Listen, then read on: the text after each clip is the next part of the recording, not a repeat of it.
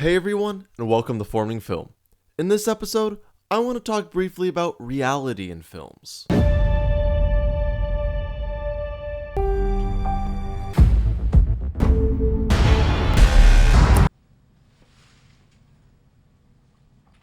Oh, okay.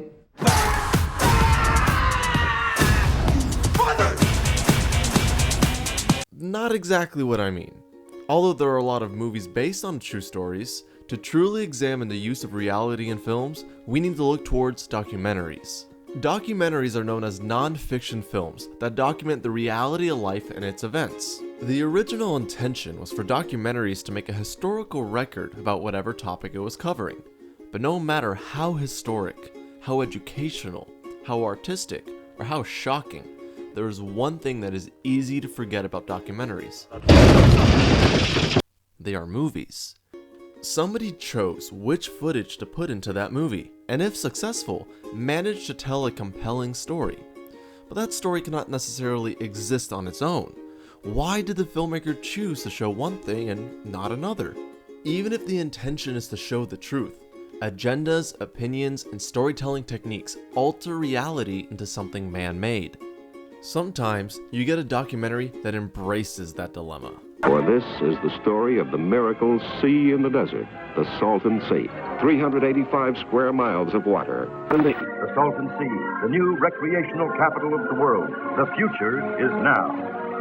And you have been present at the birth of a city.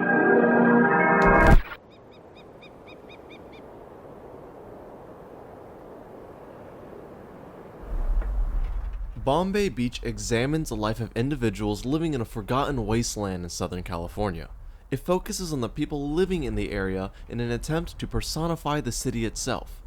One way it does this is through character portraits. These portraits are an excellent way of summarizing a person and their environment. However, Bombay Beach naturally flows the narrative of the stories into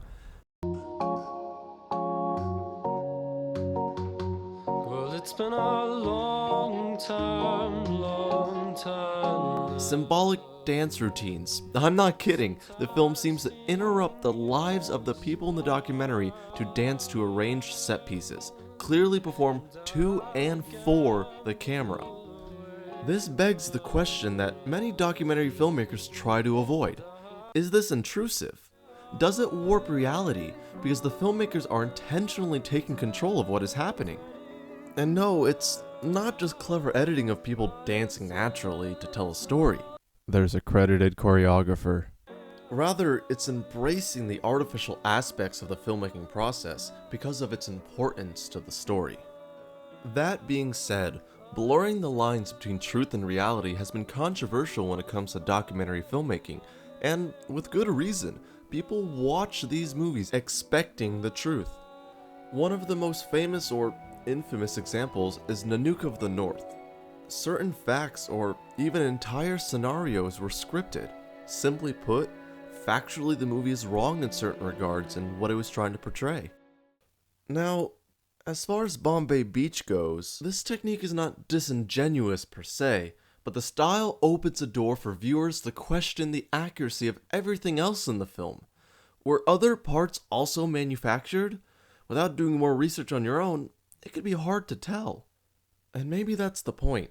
Remember the intro of Bombay Beach? It's all about what life was supposed to be like in a newly constructed American dream, only to cut to a harsh reality. A reality that might as well be a dream to the audience. Is this a stretch? Maybe, but I don't think so. The website for Bombay Beach itself says the film is a dreamlike poem that is a symbolic portrait of rural America. The point of this video is not to create a conspiracy theory about documentaries being fake, absolutely not. But it is important to understand the choices made when creating such a film. Every sound, every picture, every technique used is a choice in filmmaking. Creating a documentary or a movie of any kind based on true stories and people is just as expressive and artistic as purely fictional films. But reality will be altered whenever transferring truth into art. And that's okay. In fact, it's wonderful. It's just something you need to keep in mind when watching or making documentaries. I'm John, and until next time, thanks for watching.